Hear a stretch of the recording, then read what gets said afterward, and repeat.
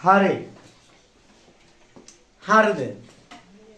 දැන් 7 වසරේ බබාලා චෙටි බබාලා අපි මේ පාඩම ගැන කතා කරන්න යන්නේ තව ලස්සන පාඩමක් ගැන. මොකක්ද දන්නවද අපේ පාඩම? සරල රේඛීය තල රූප ගැන කතා කරන්න යන්නේ. ඔයාලගේ 14 වෙනි පාඩම නේද? සරල රේඛීය තල රූප පාඩම ගැන කතා කරනවා. හැමෝම අපි ලස්සනට අපි දන්න තල රූප කියන්නේ මොනවද කියලා බලමු. දැන් පුතාලා ඔක්කොම ලස්සනට ලියා ගන්න මාතෘකාව සරල රේඛීය තල රූප. සරල රේඛීය තල රූප. සරල රේඛීය තල රූප. බලන්න නිබන්ධනයේත් අතට ගන්න නිබන්ධනයේ 25 වෙනි පිටුව. පෙරලා ගන්න පෙරලාගෙන අපි වැඩේ කරන් යමු.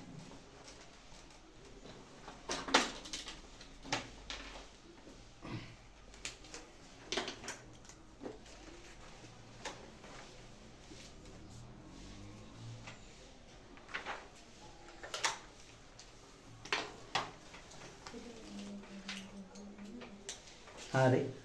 දැන් මේ අපි කතා කරන්නේ අඩි රූල තියලා අඳින සරල රේඛීය තල රූප ගැන.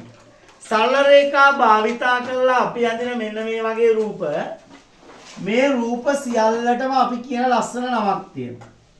මේ සරල රේඛා පාවිච්චි කරලා අපි මේ අඳින සියලුම රූප වලට ලස්සන නමක් කියනවා. ඒවා තව අඳින්න පුළුවන්. පේනව නේද ඔයාලට? මෙන්න මේ අඳින හැම රූපයකටම අපි පොදුවේ ලස්සන නමක් කියනවා. තේරුණාද? මෙන්න මේවයේ තියෙන මේ පාදවලට මේවට කියන්නේ අපි පාද. මේවට කියන මොනවාද? පාද. එහෙම නැත්නම් අපි කියනවා පුතේ අස්ත්‍ර කියලා. අස්ත්‍රය. එතකොට මෙන්න මේ වගේ පාද ගොඩක් තියෙන අස්ත්‍ර ගොඩක් තියෙන මේ වගේ පොදුවේ මේ වගේ වට කියන ලස්සන නම තමයි පුතේ මොකද්ද? බහු අස්ත්‍ර. එහෙනම් මේ අපි ඇන්දි මොනවද? බහු අස්ත්‍ර. එහෙනම් මෙන්න සරල රේඛා වලින් සංයුත රූප සරල රේඛා වලින් වට වෙච්ච සංයුත රූප වලට අපි කියන මොනවා කියලාද? බහු අස්ත්‍ර කියලා. එහෙනම් මේ හැම රූපයක්ම සරල රේඛා වලින් වට වෙලා තියෙනවා. සම්මුතයි කියන්නේ කාටවත් රින්ගන්න දොරවල් නැහැ. කාටවත් රින්ගන්න දොරවල් නැහැ. සම්පූර්ණයෙන්ම වැහිලා තියෙන්නේ. මේවට අපි කියනවා මොනවා කියලාද? බහු අස්ත්‍ර. මේවා සරල රේඛීය තල රූප වල තියෙන බහු අස්ත්‍ර. එහෙනම් බහු අස්ත්‍රයක් කියන්නේ මොකද්ද? අපි ආයෙත් කතා කරමු. බහු අස්ත්‍රයක් කියන්නේ මොකක්ද? එහෙනම් සරල රේඛා වලින් වට වුණු සංයුත තල රූප වලට අපි කියන මොනවා කියලාද? බහු අස්ත්‍ර කියලා. එහෙනම් අපි චූටි මාතෘකාවක් ලියා ගමුද? චූටි මාතෘකාවක් ලියා ගමු.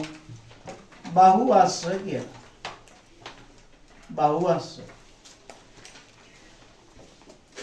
බහු අස්ත්‍ර.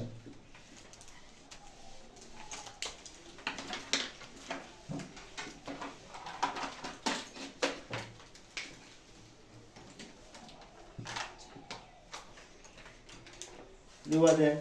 අපි මෙහෙම ලියලා ලස්සන රූප දෙක තුනක් ඇඳගමු. සරල රේඛා වලින් වට වූ සරල රේඛා වලින් ඔයාලගේ නිබන්ධනයේ උඩම තරු ලකුණ යටතේ ලියලා තියෙනවා. උඩම තරු ලකුණ යටතේ මේ සටහන තියෙනවා. සරල රේඛා වලින් වට වූ සංයුත රූප බහු අස්ත්‍ර ලෙස හඳුන්වනවා.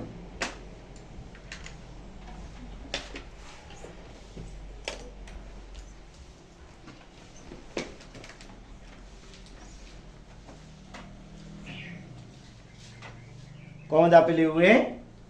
සරල රේඛා වලින් වට වූ සංයුත තල රූප බහු අස්ත්‍ර ලෙස හඳුන්වයි. සංයුත තල රූප බහු අස්ත්‍ර ලෙස හඳුන්වයි. සරල රේඛා වලින් වට වෙලා තියෙන්න ඕනි. සංයුත වෙන්න ඕනි. ඒවට කියනවා අපි මොනවද? එතකොට මෙන්න මේ තල රූපවල තියෙන විශේෂ දේවලුත් බලා ගන්න. මේ තල රූපවල තියෙන විශේෂ දේවල්. පුතා අඩු ගානේ මේ බහුවර්ෂයක් ඔයාට හදන්න පුළුවන්ද? මම ඔයාට දෙනවා ඉරටු කැලි ටිකක්. ඔයාට ඉරටු කැලි එකක් දුන්නොත් පුළුවන්ද බහුවර්ෂයක් හදන්න? හදන්න බෑ. ඔයාට හදන්න බෑ. මම ඔයාට දෙනවා ඉරටු කැලි දෙකක්. ඔයාට පුළුවන්ද සම්මුත මේ බහුවර්ෂයක් හදන්න? බෑ. ඉරටු කැලි දෙකකිනුත් බෑ.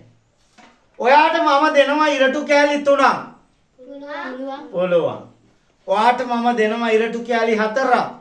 පුළුවන්. මම ඔයාට දෙනවා ඉරටු කැලි 100ක්. පුළුවන්. පුළුවන්. ඔයාට පුළුවන් බහුවර්ෂයක් හදන්න. එහෙනම් එකක් දුන්නට බෑ.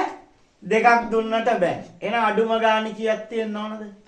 තුනක්වත් තියෙන්න ඕනේ. තුනට වඩා වැඩි වුණාට කමක් නැහැ. එහෙනම් ඔයාගේ ඔළුවට දාගන්න පුතේ බහුවර්ෂයක් හදන්න නම් අඩුම ගානේ සරල රේඛා තුනකට වඩා තුනක් හෝ ඊට වඩා වැඩි වෙන්න.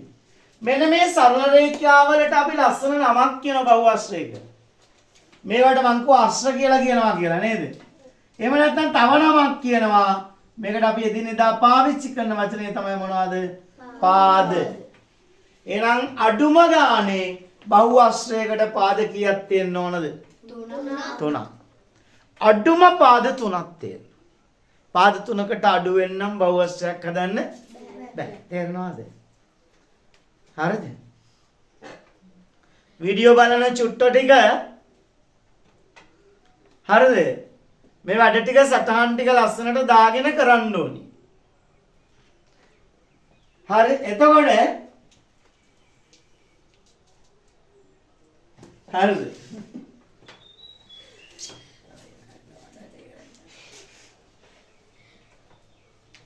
එතකොට මේවට කිව්ව අපි මොනවා කියලාද පුතේ? පාද කියලා. එතකොට මෙන්න මේ වගේ පාද දෙකක් ඇවිල්ලා හම්බ වෙන තැන් වලට අපි කියන්නේ මොනවා කියලාද? මේ හම්බ වෙන තැන් වලට මෙන්න මේ වගේ තැන් වලට මොනවද කියන්නේ අපි? ශීර්ෂ. ශීර්ෂ පාද වලටම තමයි පුතේ බාහුව කියන්නේ. පාද වලටම තමයි අපි කියන්නේ බාහුව කියලා. මේ වගේ තැන් වලට අපි කියන්නේ මොනවා කියලාද? මේවට අපි කියන්නේ ශීර්ෂ කියලා. මේ බලන්න 1 2 3 4. ත්‍රිකෝණයකට නම් ශීර්ෂ තියෙනවා 3ක් නේද? පුළුවන් නේද? right අපි මේ රූප ටික ඇඳලා මේ තොරතුරු ටික ලියාගනිමුද? right ලියාගන්න බලන්න.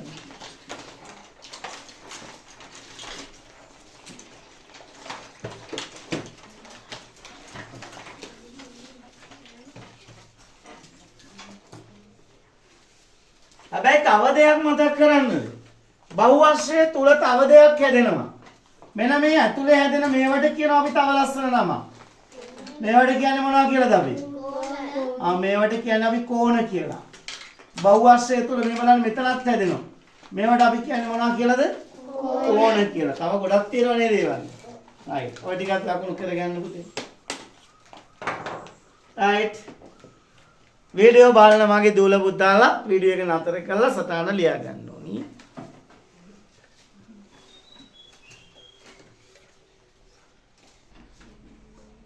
එතකොට ඒ ටික හරියි. එතකොට ඔයාලා දැන් බහුවර්ෂයක් අරගෙන අපි අර පුංචි කාලේ 6 වසරේදී ඉගෙන ගත්තා තුල මත සහ පිටත කියලා කතාවක් නේද? වෘත්තයක් තුල වෘත්තය මත වෘත්තයෙන් පිටත කියලා කතාවක් ඉගෙන ගත්තනේ. දැන් මම කතා කරනවා ඔයාලත් එක්ක බහුවර්ෂයක් අරගෙන මේ බහුවර්ෂයේ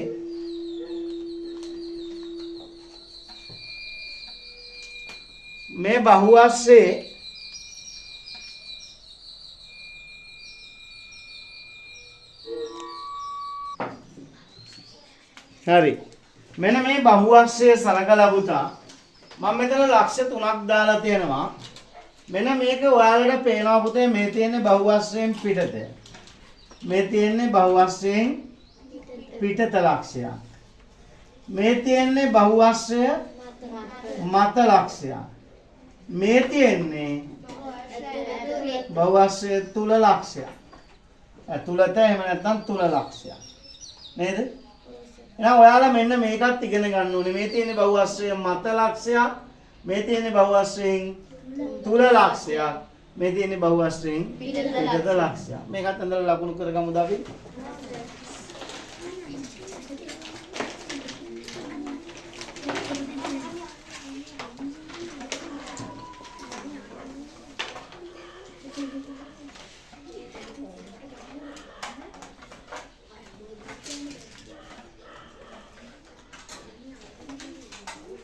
හරිද?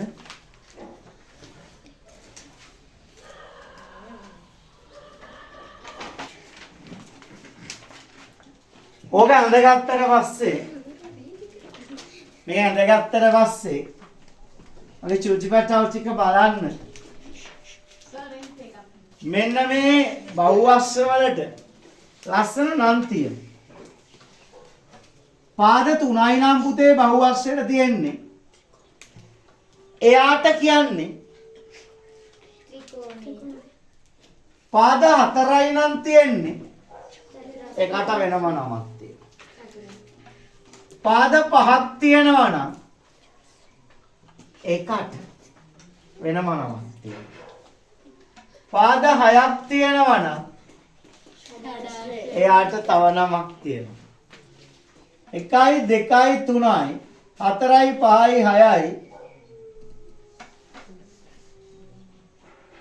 කියයි 1යි 2යි 3යි 4යි 5යි 6යි 7ක් තියෙනවා.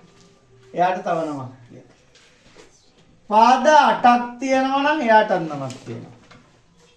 පාද 9යි නම් එයාට නමක් තියෙනවා. පාද 10යි නම් එයාටත් නමක් තියෙනවා. ඔය ඇටිය. තමන් තියනවා. හොයන්න යන්න එපා. මෙයාට කියන්නේ පුතේ ත්‍රිකෝණය කියලා. එයාට කියන්නේ මොකද්ද? ත්‍රිකෝණය. ත්‍රිකෝණය. මෙයාට කියන්නේ චතුරස්‍රය. චතුරස්‍රය. 5යි කියන්නේ පංචනේ. පංචේන්ද්‍රිය, පංචස්කන්ධය. එහෙම තියෙනවනේ. එහෙනම් 5යි නම් තියෙන්නේ. මේකට කියන්නේ අපි පංචාශ්‍රය. පංචාශ්‍රය. ෂඩ් වර්ණ 6යි නම්. නේ? ෂඩාශ්‍රය. එහෙම තියෙනවනේ ෂඩ් වර්ණ. එහෙම කියනවනේ. ෂඩ් වර්ණ බෞද්ධ කොටි. මන්ද එහෙම කියනවනේ. නේ? ෂඩ් 6යි. එහෙනම් මේකට අපි කියන්නේ මොකද්ද? ෂඩාශ්‍රය. පාද 7යි. සප්තනේ. සප්තාශ්‍රය. සප්තාශ්‍රය. 8යි නම් අෂ්ටාශ්‍රය. නවාශ්‍රය. නවාශ්‍රය. දසාශ්‍රය. right 11ශ්‍රය නෙවෙයි. right ඔය දෙක ලියාගමු. ඇඳගෙන ලියාගමු.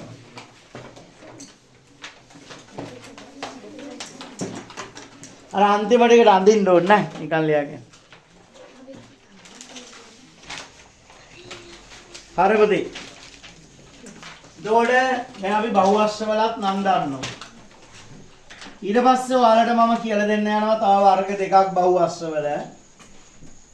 සමහර බහුවස්ත්‍ර වල පුතා මෙන්න මේ වගේ කතා අන්තර්ගතයි න ะ. මේ බලන්න හොඳට. මෙන්න මේ බහුවස්ත්‍ර දෙක දැක්කම ඔයාලට මොකද හිතෙන්නේ? මේ තියෙන එක බහුවස්ත්‍රයක්.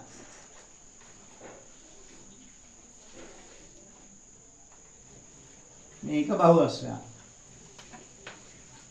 මේ තියෙන්නේ තව බහුවස්ත්‍රයක්. මේ බහුවස්ත්‍ර දෙකේ වෙනසක් තියෙනවා. මොකද්ද ඔයාලා දකින්න වෙනස?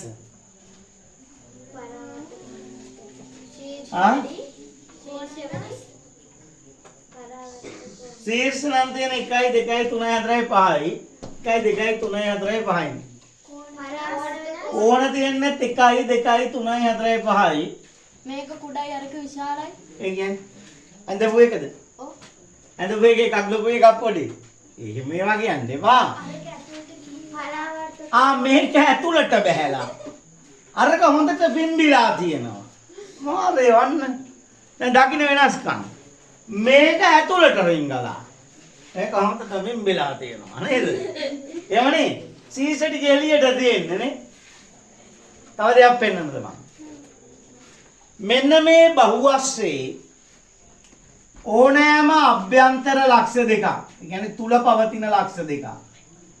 යා කරාම ඕනම විදියකට තුල පවතින ලක්ෂ දෙකක් යා කරාම මේ රේඛාව තියෙන්නේ මේක තුලමයි. බහුවස්සේ තුලමයි. හැබැයි මෙන්න මේකේ පුතා තුල පවතින ලක්ෂ දෙකක් යා කරාම බලන්නකො බහුවස්යෙන් එළියටත් පනිනවන්නේ. ඔව් නේද? මේකේ බහුවස්යෙන් එළියට යනවා. හැබැයි මේකේ හැම විටම සෑම විටම හැම වෙලේම ඇතුළත ලක්ෂ දෙකක් යා කරොත් ඒ යා කරන රේඛාව තියෙන්නේ බහුවස්ය ඇතුළේ. මේකේ සමහර තැන්වල ඇතුළේ තියෙනවා.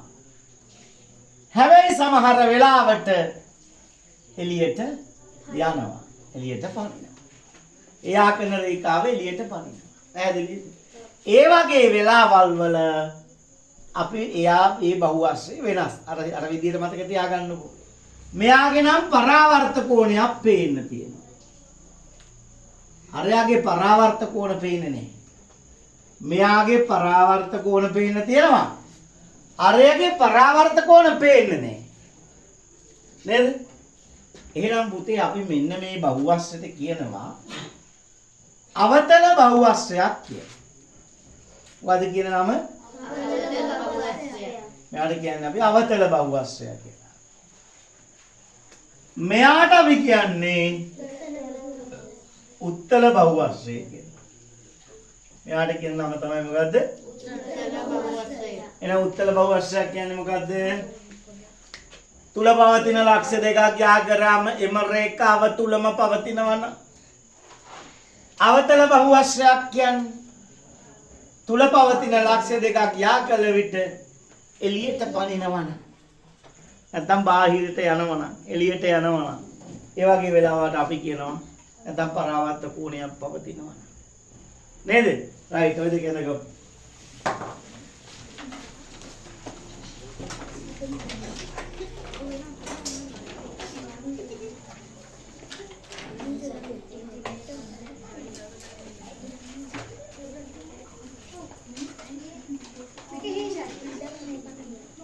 මං කරමු හඳ ගමු.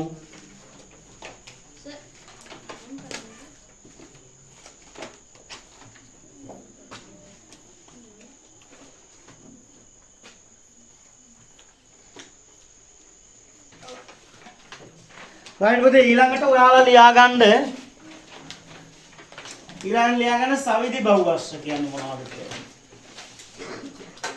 මොනවද සවිදි බහුවස්ස කියන්නේ? සවිදි බහුවස්ස.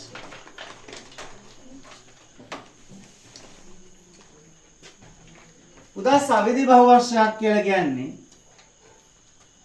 මෙන්න මේ විදිහට පාද තුනම සමානයි න ะ. පාද තුන විතරක් නෙවෙයි පුතේ කෝණ තුනත් සමාන වෙන්න ඕනේ. එයාට අපි ලස්සන නමක් කියනවා සවිදි ත්‍රිකෝණය කියන්නේ. අපි එයාට කියන්නේ සමපාද ත්‍රිකෝණය කියලා. එයාට කියන්නේ අපි සමපාද ත්‍රිකෝණය. තව එක්කෙනෙක් ඉන්නවා පාද හතරම සමානයි. පාද හතරම සමාන විතරක් නෙවෙයි කෝණ හතරත් සමානයි. ඍජු කෝණ වෙනවා නේද? එයාට කියනවා අපි සවිදි චතුරස්‍රය කියලා. නෑ එයාටත් විශේෂ නමක් තියෙනවා. මොකද්ද? සම චතුරස්‍රය. ඍජු කෝණාශ්‍රය සවිදි චතුරස්‍රයක්ද? ඇයි? පාද සියල්ලම දිගින් සමාන නැති නිසා. ඊට පස්සේ මෙයාට කියනවා අපි සවිදි පංචාශ්‍රය. මෙයාට අපි කියන්නේ මොකද්ද? සවිදි පංචාශ්‍රය. එයාගේ කෝණත් සියල්ලම සමානයි. මෙයාට කියන වචනේ මොකද්ද? සවිධි පංචාශ්‍රය. මෙයා කවුද? සවිධි එයාගේ කෝණත් සියල්ලම සමානයි. එයාට විශේෂණ නැහැ. එයාට අපි කියන්නේ සවිධි ෂඩාශ්‍රය කියලා. එයා සවිධි. සවිධි වෙන්න නම් මොකද වෙන්න ඕනි? කෝණ සියල්ලමත් පාද සියල්ලමත් එකිනෙකට සමාන. කෝණ සියල්ලම සමාන වෙන්න ඕනි. පාද සියල්ලම සමාන වෙන්න ඕනි. සවිධි බහුවශ්‍ර. එහෙනම් මේ අපි කතා කරේ මොනවා ගැනද? සවිධි බහුවශ්‍ර ගැන. එහෙනම් ඔයාලා මාතෘකාව ලියාගත්ත නේද? සවිධි බහුවශ්‍ර කියලා ලියලා ලියන්න. පාද සියල්ලම එකිනෙකට සමාන වූ පාද සියල්ලම දිගින් සමාන වූ පාද සියල්ලම දිගින් සමාන වූ පාද සියල්ලම දිගින් සමාන වූ කෝණ සියල්ලම එකිනෙකට සමාන වූ කෝණ සියල්ලම එකිනෙකට සමාන වූ බහුවශ්‍ර කෝණ සියල්ලම එකිනෙකට සමාන වූ බහුවශ්‍ර සවිධි මහා ප්‍රාණදායන්න සවිධි බහුවශ්‍ර වේ. සවිධි බහුවශ්‍ර වේ. සවිධි බහුවශ්‍ර වේ.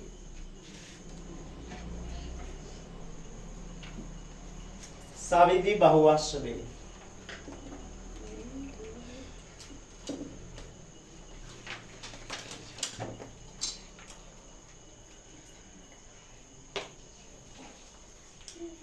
හරිද?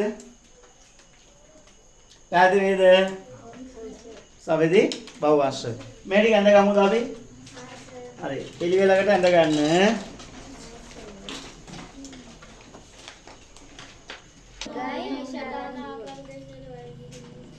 ලියන්න පුතේ. එතකොට මේවට තාම ඉවරයි. හරි රෙකෝඩින් අතර කරන් බලන්න ඕනි. මේ සටහන ලියාගෙන මම ඊළඟ කතාවට යනවා. උදා ඊළඟ කතාව ත්‍රිකෝණ වර්ගීකරණය. ත්‍රිකෝණ වර්ගීකරණය කරන්න පුළුවන් ක්‍රම දෙකක් තියෙනවා නේ. ත්‍රිකෝණ වර්ගීකරණය කරන මම දැන් කතා කරන්න යන්නේ මොකද්ද?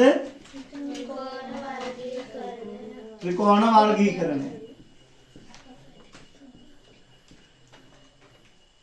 ත්‍රිකෝණ වර්ගීකරණය කරන ක්‍රම දෙක. එකක් පුතා පාදවල විශාලත්වය අනුව. එකක් තමයි මොකද්ද? පාදවල විශාලත්වය අනුව ත්‍රිකෝණ වර්ගීකරණය කිරීමේදී මේ බලන්න. සමහර ත්‍රිකෝණ තියෙනවා පුතා. අපි හිතමු මේක 6 සෙන්ටිමීටර. මෙයත් 6 සෙන්ටිමීටර. මෙයත් 6 සෙන්ටිමීටර. පාද තුනම සමානයි. පාද 6යි කියන එක අයින් කරමු. පාද තුනම සමාන. නැත්නම් ඔයාලා හිතයි 6 තිබ්බොත් විතරයි ඕක සම්පාද වෙන්නේ කියලා. පාද තුනම සමානයි නම් අපි ඒවට කියන්නේ සමපාද ත්‍රිකෝණ. නේද? පාද තුනම සමානයි නම් මේ සමානයි කියලා දාලා තියෙන්නේ. එකම සංකේතේ පාද තුනම සමානයි නම් අපි ඒවට කියන්නේ සමපාද ත්‍රිකෝණ. මේ බලන්න. පාද දෙකක් සමානයි නම් මෙයා වෙනස්. මෙයා වෙනස්. ඒකින්ද වෙනස් සංකේතයක් ගත්තා. මේ දෙක සමානයි. සමදීපාද ත්‍රිකෝණ. මොකද ඒවට කියන්නේ? සමදීපාද ත්‍රිකෝණ කියලා කියනවා. පාද දෙකක් සමානයි. තව ත්‍රිකෝණ තියෙනවා පුතේ පාද තුනම සමානයි. මෙයාට මෙයා වෙනස්, මෙයාට මෙයා වෙනස්. ඒවට කියන්නේ කොහොමද අපි? විෂම ත්‍රිකෝණ නේ. විෂම පාද ත්‍රිකෝණ නැත්නම් විෂම ත්‍රිකෝණ. විෂම ත්‍රිකෝණ. පැහැදිලිද? පැහැදිලිද? පැහැදිලිද? එනම් පාදවල විශාලත්වය අනුව ත්‍රිකෝණ වර්ග තුනයි මොකක්ද? පාද තුනම සමානයි නම් සමපාද ත්‍රිකෝණය. පාද දෙකක් විතරක් සමානයි නම් සමදීපාද ත්‍රිකෝණය. පාද තුනම එකිනෙකට වෙනස් නම් විෂම ත්‍රිකෝණය. ලියා ගන්න පුතේ. ලස්සනට ඇඳලා ලස්සනට ලියා ගන්න.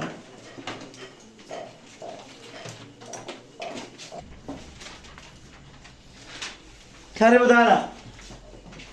ඊළඟ එක තමයි මොකද්ද? කෝණවල විශාලත්වය අනුව ත්‍රිකෝණ වර්ග කිරීම. හරි? වීඩියෝ එක බලන දරුවෝ වීඩියෝ එක නතර කරගෙන මේවා සටහන් කරන්න. සටහන් කරගන්න. අපි ඊළඟට කතා කරන්නේ මොකද්ද? කෝණවල විශාලත්වය අනුව ත්‍රිකෝණ වර්ග කිරීම. ත්‍රිකෝණ වර්ග කිරීම. හරිද? කෝණවල විශාලත්වය අනුව මොනවද අපිට හම්බ වෙන ත්‍රිකෝණ? මේ බලන්න මේකේ කෝණ තුනම සුළු කෝණ. මේ කෝණ තුනම අංශක 90ට වඩා අඩුයි. يعني ඍජු කෝණයකට වඩා අඩුයි සුළු කෝණ. දැන් අපි දන්නවා ඍජු කෝණයක් කියලා කියන්නේ අංශක කීයක්ද? ඍජු කෝණයක් කියලා කියන්නේ අංශක 90ක්. එතකොට සුළු කෝණයක් කියලා කියන්නේ සුළු කෝණයක් අංශක 90ට වඩා අඩුයි. අඩුයි. මතක තියාගන්න ඕනේ. මහා කෝණයක් නම් 90ට වැඩි වෙන්න ඕනි. 180ට වඩා අඩු වෙන්න ඕනි. නේ? ඉතින් ටික ගැන ඕනේ. දැන් මේ කතාවට මේ ටික ඕන වෙනවා. ඍජු කෝණයක් අංශක 90යි. සුළු කෝණය 90ට වඩා අඩුයි. මහා කෝණයක් නම් 90ට වඩා වැඩි 180ට වඩා. දැන් සුළු කෝණයක් කියලා කියන්නේ මේ වගේ එකක්. ඍජු කෝණය දන්න ඔයාලා මේ වගේනේ. මහා කෝණයක් කියන්නේ මේ වගේ. නේ? හරිනේ? ඔය ටික ගැන අවබෝධය තියාගන්න. එතකොට මෙතන තියෙන සුළු කෝණයක්. එහෙනම් අපි මේ ත්‍රිකෝණයට කියන්නේ සුළු කෝණී ත්‍රිකෝණ. මේකට කියන්නේ අපි මොකද්ද? සුළු කෝණී ත්‍රිකෝණ. ඊට පස්සේ මේක හරියටම ඍජු කෝණයක් තියෙනවා නම් මේ වගේ හරියටම ඍජු කෝණයක් තියෙනවා නම් ඒකට කියන්නේ මොකද්ද? ඍජු කෝණී ත්‍රිකෝණ. හරිනේ?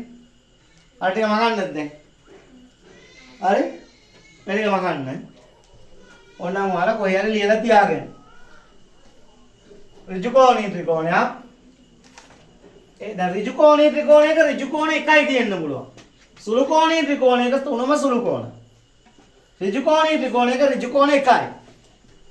ඊට පස්සේ මහා කෝණී ත්‍රිකෝණයක් නම් ඒකේ තියෙන්නේ මහා කෝණ එකයි.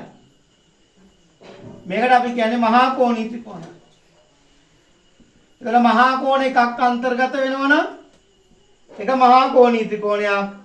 ඍජු කෝණයක් අන්තර්ගත වෙනවා නම් ඒක ඍජු කෝණී ත්‍රිකෝණයක්. කෝණ තුනම සුළු කෝණී නම් ඒක සුළු කෝණී ත්‍රිකෝණයක්. පැහැදිලිද පුතේ ඔයාලට? ඍජු කෝණ දෙකක් තියෙන බෑ ත්‍රිකෝණයක. මහා කෝණ දෙකක් තියෙන්න බෑ. හැබැයි සුළු කෝණ තුනම තියෙන්න පුළුවන්. තුනම සුළු කෝණ වෙන්න ඕනි. තුනම සුළු කෝණ වුණු සුළු කෝණී ත්‍රිකෝණයක්. එකක් ඍජු කෝණී වුණොත් ඒක ඍජු කෝණී ත්‍රිකෝණයක්. එකක් මහා කෝණී වුණොත් ඒක මහා කෝණී ත්‍රිකෝණයක්. පැහැදිලිද? රයිට්. ලියන්න. ලියාගෙන මේකේ තියෙන අභ්‍යාස ඉවර කරන්න ඕනි. පළාත් ප්‍රශ්න ටිකක් ටියුට් එකේ තියෙන ඉවර කරන්න. සටහන් කරගන්න.